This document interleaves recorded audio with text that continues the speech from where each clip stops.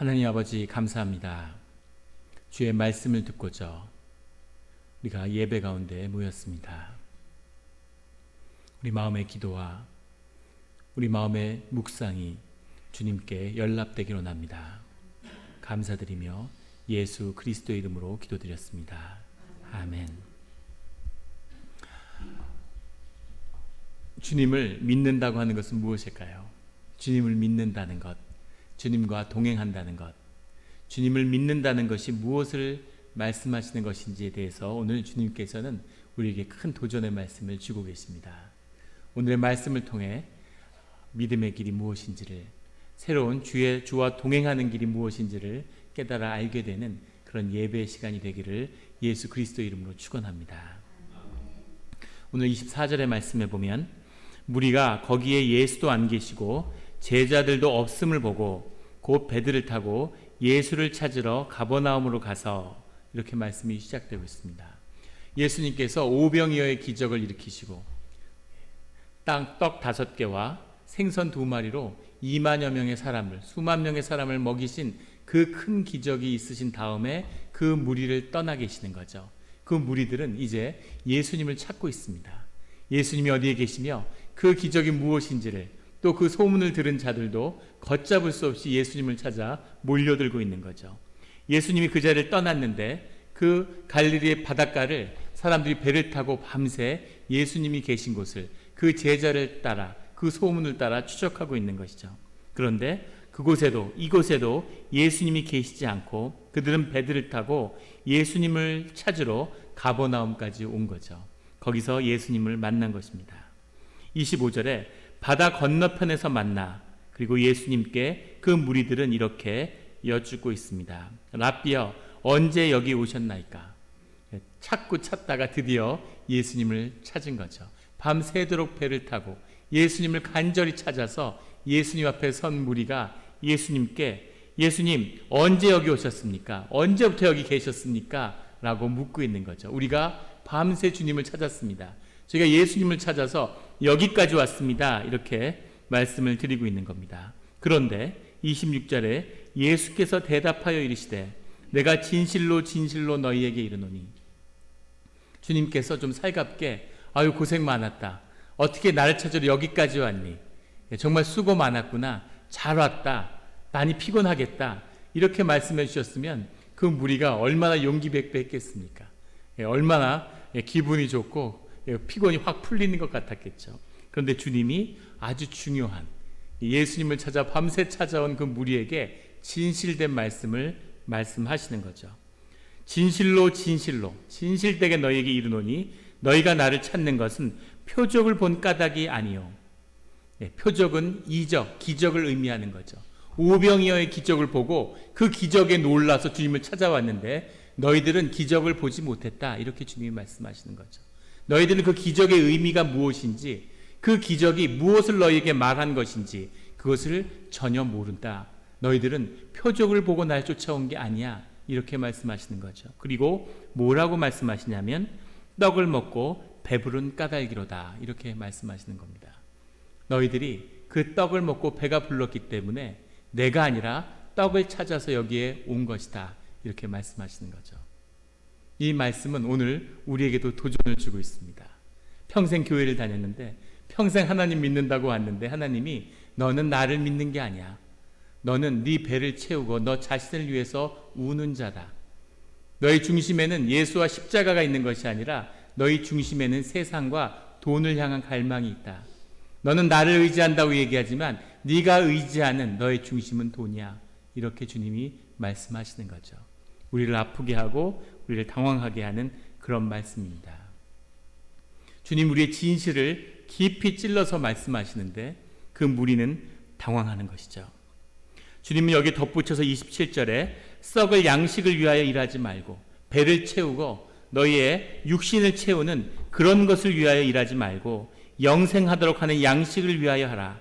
이 양식은 인자가 너희에게 주리니, 영원히 썩어지지 않을, 너희의 영원히 살 너희의 성령과 생명을 향한 그 말씀을 내가 너희에게 주겠다, 이렇게 말씀하시는 거죠. 우리가 주님께 보이고자 하는 모습과 주님이 보는 우리 진실한 모습이 다르다는 겁니다. 왜 이것이 다를까요? 왜 이것이 다를까? 사람들은 생각으로 살기 때문에, 생각에 속아 살기 때문에 좋은 생각을 하고 좋은 말을 하면 내가 좋은 사람이라고 생각하죠. 사람들이 세상을 정죄하고 세상을 판단하는 이유도 내가 의로워지고 선해지기 위해서겠죠. 그런데 주님은 우리에게 말씀하시는 거죠.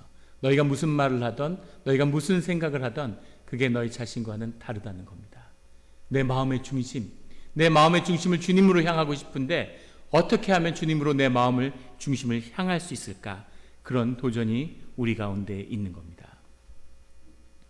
미국의 한 통계조사가 보여주는데 미국의 인종 혐오, 인종주의 단체인 KKK단, 백인 우월주의 단체 KKK단의 회원이 가장 많은 주가 어디겠습니까?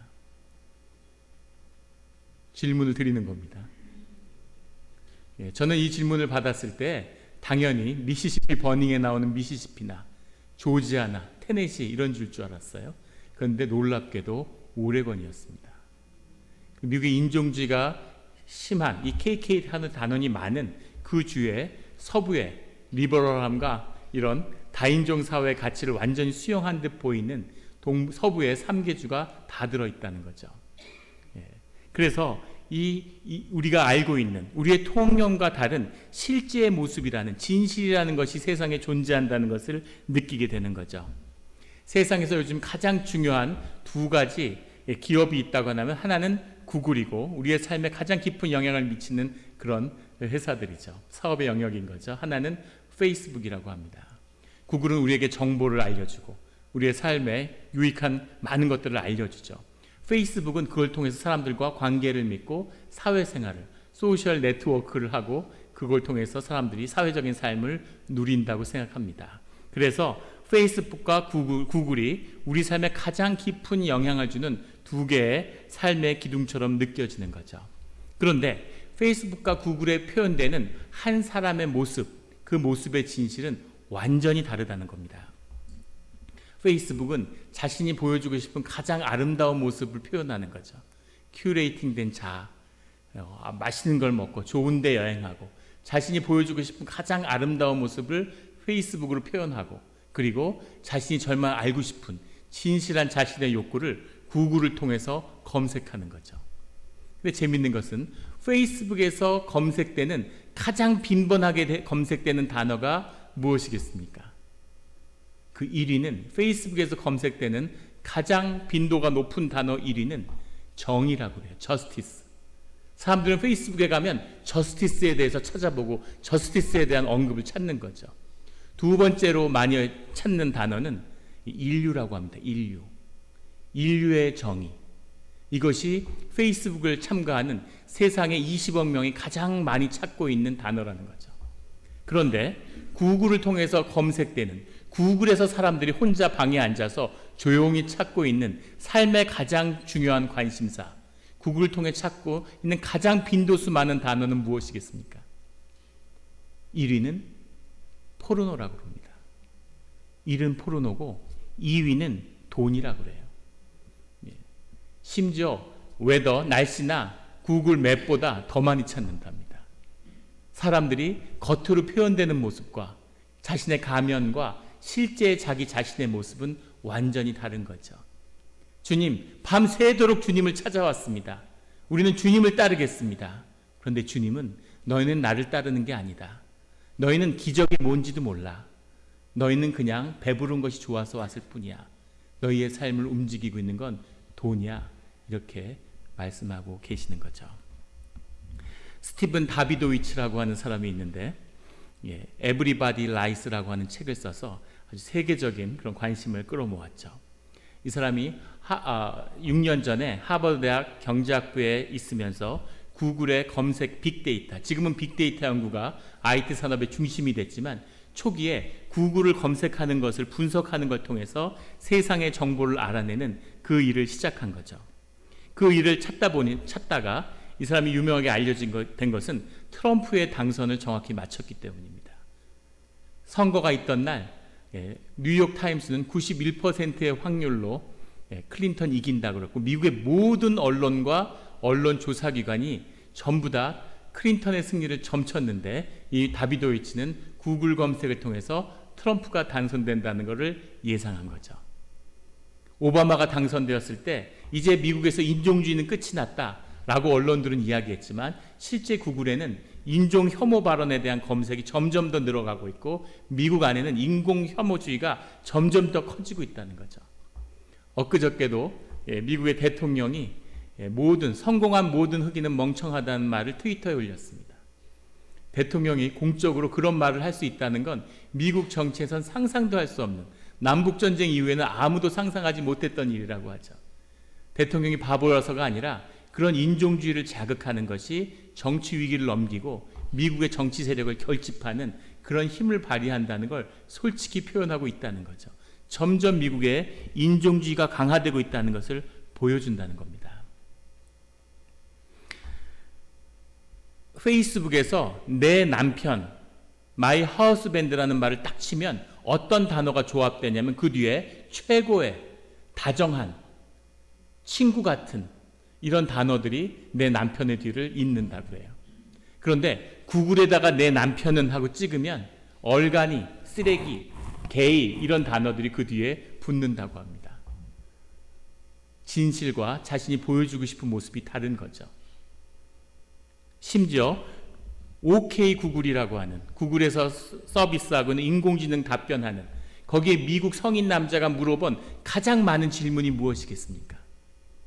놀랍게도 내 페니스는 얼마나 큰가 하는 것입니다. 그걸 구글에 왜 물어볼까요? 진지한 표정들이신 거 보니까 여기는 그걸 물어보신 분이 한 분도 안 계시군요. 그걸 듣고 웃는 분이 있다면 물어본 분이겠죠. 그런 상상할 수 없는 그런 걸 물어보고 있다는 거죠. 미국의 엄마들이 구글에서 검색하는 자료 가운데는 아들이 어떻게 좋은 대학을 가는가에 대한 검색이 딸이 어떻게 좋은 대학을 가는가보다 압도적으로 많다고 그래요. 사람들은 나 아들이나 딸이나 똑같아, 딸이 더 좋아, 딸이 더 귀해 라고 이야기하지만 사실 마음속에는, 엄마의 마음속에는 아들이 좋은 대학 가고 성공하는데 더 큰 관심을 가지고 있다는 거죠. 별로 동의하지 않는 얼굴이신데 딸들이 똑똑하고 알아서 잘하니까 안 찾아봐도 돼. 그게 진실일 수도 있겠죠. 하지만 겉으로 우리가 표현하고자 하는 마음과 실제 우리 가운데 이루어지는 우리 자신의 마음과는 큰 차이가 있다는 거죠. 그 진실에 대해서 주님이 말씀하시는 겁니다. 너희 가운데 생명의 역사가 없는 이유는, 너희 가운데 구원의 역사가 없는 이유는 너희 자신이, 너희들이 예수와 십자가를 믿지 않기 때문이다. 너희는 하나님을 믿는 것처럼 생각하지만 너희는 사실은 하나님을 믿지 않아 라고 주님이 아주 아프고 솔직한 말씀을 우리에게 주시는 거죠. 마음속으로도 깊은 심령 가운데 주님을 믿는, 주님을 영접하는 우리 성도님들이 되시기를 예수 그리스도의 이름으로 축원합니다. 27절에 주님이 썩을 양식을 위하여 일하지 말고 영생하도록 하는 양식을 위하여 하라. 이 양식을 인자가 너희에게 주겠다라고 말씀하시니까 28절에 그들이 묻되 우리가 어떻게 하여야 하나님의 일을 하오리까? 썩어지지 않는 하늘의 양식을 위해서 하라고 얘기하니까 그것을 들은 무리들은 그럼 우리가 그것을 얻기 위해서 무엇을 해야 됩니까? 라고 답을 한 거죠. 우리가 해야 될 일은 무엇입니까? 모세는 하늘에서부터 떡을 주고 우리에게 율법을 요구했는데 주님은 우리에게 영생할 영식을 준다면 우리가 무엇을 해야 됩니까? 라고 물어보고 있는 거죠. 거기서 주님이 29절에 대답하여 이르시되 하나님께서 보내신 일을 믿는 것이 하나님의 일이니라. 이렇게 말씀하셨습니다. 너희가 하는 일은 다 하나님의 일이 될 수도 있고 그렇지 않을 수도 있는데 그 일의 가장 중심은 무엇이냐면 하나님을 믿는 것이라는 거죠. 왜 주님이 하나님을 믿는 것이라고 말씀하셨을까요? 다 하나님을 믿는다고 따라온 사람들한테. 하나님을 믿는다는 게 뭘까? 예수 그리스도를 믿는다는 게 무엇일까에 대한 도전의 말씀을 우리에게 주고 계시는 겁니다. 주님을 믿는다는 것은 무엇일까요? 20세기에 싸구려 복음, 미국이 만들어낸 20세기의 칩그레이스는 우리가 주님을 인정하고 주님이 계시다고 고백하면 주님을 믿는 것처럼 이야기하죠. 그런 믿음은 성경에는 없습니다. 주님을 믿는다는 건 뭘까요? 내가 인정하면 주님이 계시겠지. 이것은 믿음이 아닌 것이죠. 주님을 영접하고 주님의 음성을 듣고 주님에게 순종해서 주님의 삶을 따라 살아가는 것, 그것이 믿음이고 하나님께 대한 믿음의 고백이라는 것을 거듭해서 성경은 우리에게 증거하고 있습니다. 시베리아의 야쿠트라고 하는 족이 있는데 거기에 샤먼의 고향이죠. 우랄 알타이어족은 샤머니즘에 깊이 뿌리내린 민족입니다. 우리 한국 민족도 알타이어 후손이기 때문에 샤머니즘에 큰 영향을 받았죠. 지금도 샤먼, 뭔가 복과 하늘의 계시를 전파하는 것에 사람들이 예민하죠. 교회를 열심히 다니고 권사고 집사고 이래도 또 결혼 때가 되면 아이의 사주를 봐야 되고 풍수를 봐야 되는 것, 이것이 우리 한국 민족의 모습이겠죠. 그런데 그 야쿠트족들이 샤먼을 조련하는데 그 샤먼을 조련하는 과정이 여러 해 동안 반복되는 몹시 고통스러운 과정이라는 겁니다. 샤먼들은 침묵이 요구되고, 샤먼들은 늘 금식하고, 샤먼들은 사람들과 어울려서는 안 되고, 고통 속에서, 자연 속에서 깊은 수련을 하면서 자기의 의식을 모두 해체시키고 자기의 무의식을, 자기의 자연의식을 그대로 자기 자신으로 받아들이는 그 수준이 될 때까지 가혹한 수련을 겪는 거죠. 그 수련을 다 마치면 그러면 이제 마을로 그 샤먼이 찾아오게 됩니다. 그럼 그 마을에 있는 샤먼이 그 젊은 샤먼을 만나서 이 사람이 자연의 음성을, 신의 음성을 그 내면 가운데 완전히 몸으로 듣고 있는지를 확인하는 거죠. 그래서 그런 존재가 되면 그 사람이 샤먼으로 세워지고 있던 샤먼은 그 마을을 등지고 떠나게 되는 거죠. 자연으로 돌아가게 되는 겁니다. 샤먼이 그 무의식 속에 있는 심령 에너지를 끌어와서 그 세상을 풍요롭게 만들고 그 심령 가운데 신의 음성을 들어서 세상에 선포하는 거죠. 그런데 문제는 점점 더 샤먼의 그 힘이 약해지고 있다는 겁니다. 그 수련이 너무 가혹하기 때문에 샤먼의 길을 가지 못한다는 거죠. 거짓 샤먼, 능력이 출중하지 못한 샤먼들이 와서 거짓된 메시지를 전하고 있다는 거예요. 그것이 야쿠트 쪽에 큰 위협이 되고 있다는 거죠. 그럼에도 불구하고 그 힘이 없는, 신통하지 못한, 우리 개신교의 위기가 무엇입니까? 신통한 목사가 없는 거죠. 거짓된 메시지를 전하면서 샤먼의 흉내를 내는 그런 목회자들이 넘쳐나고 있는데 왜 그들이 교회에서 여전히 영향력을 행사할 수 있을까 하는 것이 미스테리죠. 어떻게 그럴 수 있을까요? 어떻게? 그것은 그 메시지를 받는 회중의 삶도 거짓이기 때문입니다. 그 메시지를 삶으로 받아들인다면 거짓이 백일하에 드러나겠죠. 거짓이 선포되고 거짓된 삶이 만나니까 생각이 이야기되어지고 생각으로 그것을 받아들이니까 거짓이 거짓을 물고 거짓이 계속되는 것, 이것이 우리 삶에서 일어나는 일이죠. 왜 사람들은 진실을, 주님과 함께하기를 두려워하는 것일까? 그것은 삶의 진실이 샤먼이 걸어가는 것처럼 우리의 자아와 우리의 에고를 다루어야 하는 고통스러운 삶의 그 고난이라고 하는 것이 그 삶의 진실이기 때문이겠죠. 아는 거죠. 예수님을 따라간다는 것은, 예수님을 믿는다는 것은, 예수님의 이름으로 살아간다는 것은 세상의 진실과 고통을 내 것으로 마주한다는 그 뜻이 그 안에 들어있다는 겁니다. 그 고난을, 삶의 진실을, 내 진실을 마주하시겠습니까? 오늘 주님은 말씀하세요. 34절에 하나님의 떡은 하늘에서 내려 세상에 생명을 주는 것이니라.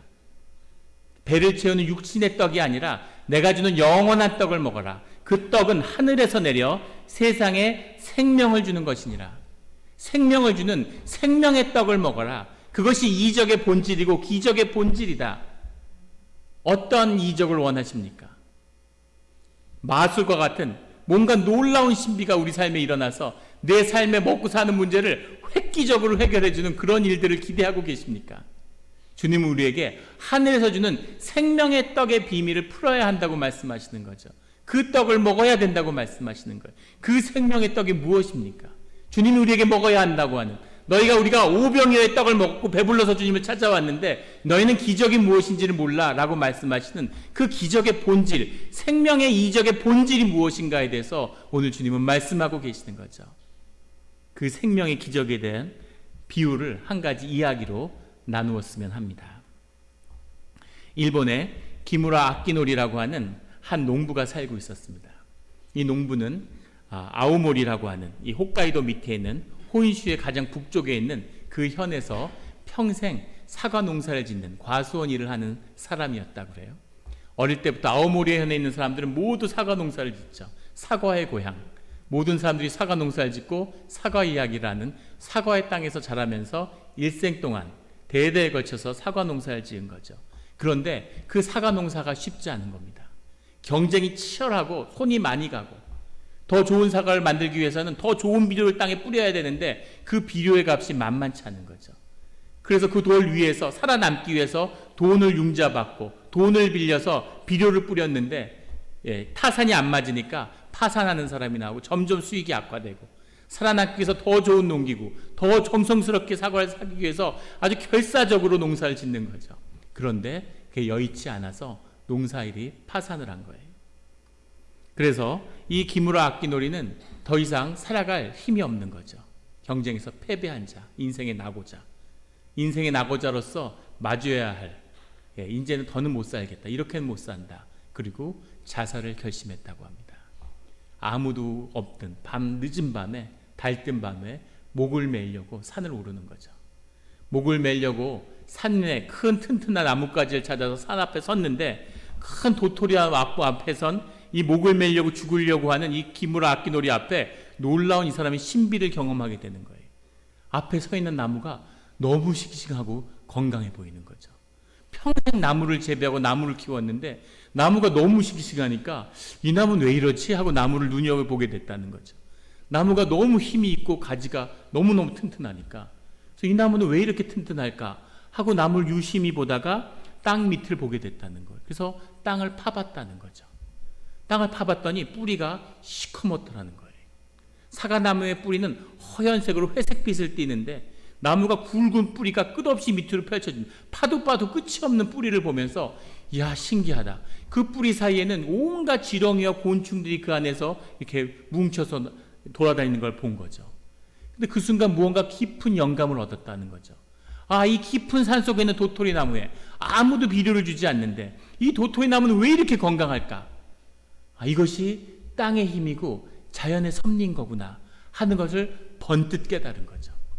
그래서 노무라 아키노리가 돌아와서 사과 농사를 다시 짓게 되는데 이번엔 통념을 깨고 아무 비료도 주지 않고 그 밑에 낙엽도 치우지 않고 그대로 나무를 두는 겁니다. 사과나무를 그대로 두는 거예요. 그러면 사과나무가 어떻게 될까? 긴대하고 긴장하는 마음으로 한 해를 보냈는데 그 다음에 놀랍게도 사과나무에서 단 한 알도 사과가 열리지 않았다는 거죠. 동네 웃음거리가 되고 제가 죽으려고 하다 살아났다더니 미쳤구나. 사과나무는 비료가 생명인데 비료를 안 주고 사과 농사를 짓는다고? 먹고 살 수가 없는 거죠. 그래서 갖은 꾸준히를 하고 카바레에서 웨이터를 하다가 술 취한 손님한테 맞아서 이빨이 깨지고 온갖 고난된 삶을 살았지만 믿음을 가지고 자연에 대한 믿음을 가지고 그 나무와 과수원을 계속 지키고 있는 거죠. 그 다음 해에도 사과가 한 알도 안 열리고 그 다음 해에도 한 알도 안 열리고 그래서 동네에서 더 이상 웃음거리도 될 수 없는 다 잊혀져 버린 존재, 아무도 과수원이라고 생각하지 않는 그 과수원 밭에 7년 만에 8개의 사과가 처음 열렸다는 거죠. 11년째가 되는 해 놀라운 일이 아오모리 현에 일어납니다. 11년째 1991년에 전례 없는 태풍이 아오모리 현을 강타했는데 그 태풍 때문에 아오모리에 있는 모든 사과가 다 떨어진 거죠. 그것 때문에 그 당시 일본 가치로 8천억 엔, 지금 미국 돈으로 하면 10 빌리언 달러 정도 되는 10조 원이 넘는 그런 손실을 아오모리 현이 입게 됩니다. 사과는 전부 다 떨어졌기 때문에. 그런데 놀랍게도 이 기무라 아키노리에 있는 과수원에 있는 사과들은 떨어지지 않는 거죠. 그 사과들은 떨어지지 않는 겁니다. 그래서 언론의 관심을 받고 과학자들이 그 이유를 연구하기 시작한 거죠. 놀라운 것은 그 열매가 나뭇가지에 연결되어 있는 그 연결된 가지가 일반 과수원의 나무보다 2배 이상 두껍다는 사실을 알아냈습니다.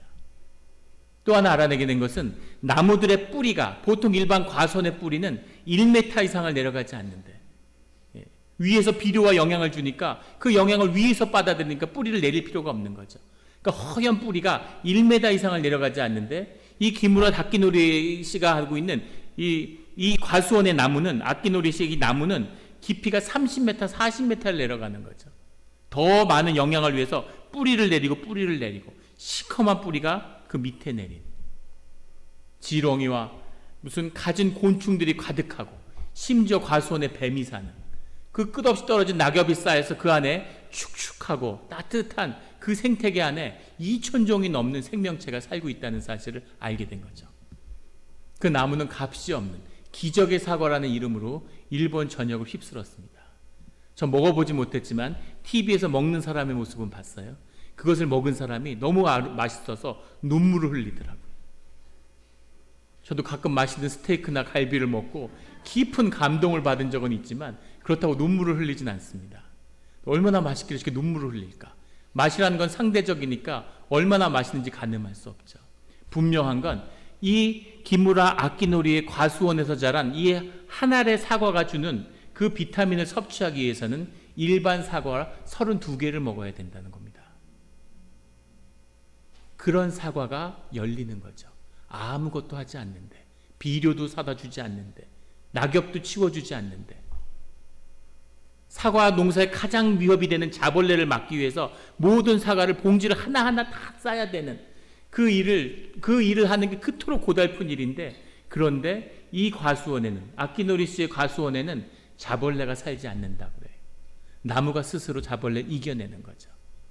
생명의 놀라운 축복이 더 잘 되려고, 더 좋은 사과를 만들려고 비료를 주고 대추를 받아서 더 좋은 비료를 뿌리고 또 뿌려도 되지 않는 것이 아무것도 하지 않는데 그 자연의 위대한 힘으로 그 열매를 맺는 거죠.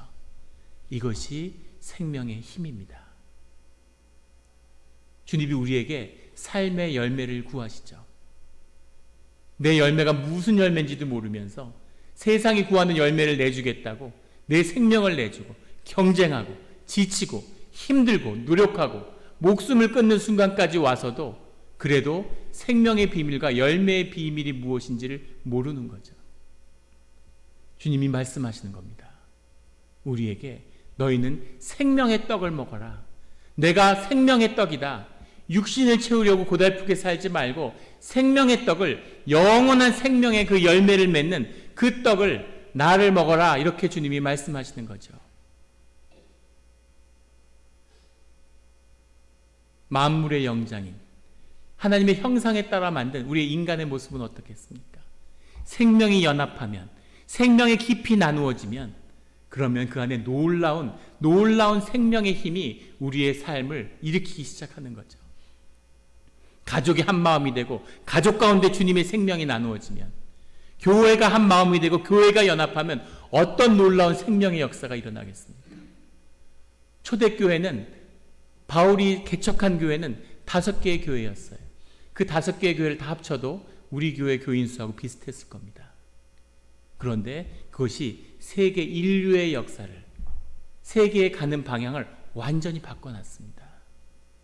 우리의 생명이 연합하면, 우리가 정말 교회가 될 수 있으면, 우리의 마음이 합할 수 있으면, 우리가 공동체 가운데 삶의 가치를 나눌 수 있으면, 우리가 정말 예수님을 믿고 믿음으로 하나가 될 수 있다면, 하늘의 생명의 떡을 먹게 된다면 우리 삶 가운데는 이 과수원의 열매하고 되겠습니까? 놀라운 생명의 역사가, 상상할 수 없는 생명의 역사가, 주님을 믿는 것이 하나님의 일이 되고 우리가 안식하는데 하나님의 역사가 일어나고 성령의 역사가 우리의 삶 가운데 우리의 열매를 드러내는, 내가 누구인지를 알고 내 삶의 기쁨이 내 열매로 나타나는 그런 삶을 살게 되는 거죠. 내가 상상할 수 없는 그 열매가 주님의 섭리를 통해서 세상을 움직이는 그런 역사가 우리를 기다리고 있는 겁니다. 주님이 안타깝게 우리에게 말씀하시는 거죠. 오병이의 기적을 보고도 너희는 아직 생명의 떡의 비밀을 모르는구나. 배가 불러서 그걸 위해서 나를 찾아왔구나. 이렇게 말씀하시는 겁니다. 생명의 떡을 먹어라. 떡은 하늘에서 내려 세상에 생명을 주는 것이라. 하나님의 떡은 하늘에서 내려 세상에 생명을 주는 것이니라. 아멘. 그 말씀이 우리에게 생명이 되는, 떡이 되는 그런 우리 성도님들이 되시기를 예수 그리스도의 이름으로 축원합니다. 35절에 예수께서 이르시되 나는 생명의 떡이니 내게 오는 자는 결코 줄이지 아니할 터이요 나를 믿는 자는 영원히 목마르지 아니하리라. 주님을 믿고 예수 그리스도를 믿음으로 영원히 줄이지 않으며 영원히 배고프지 않는, 영원히 목마르지 않는 우리 영락교회 성도님들이 되시기를 예수 그리스도 이름으로 축원합니다. 같이 기도드리시겠습니다.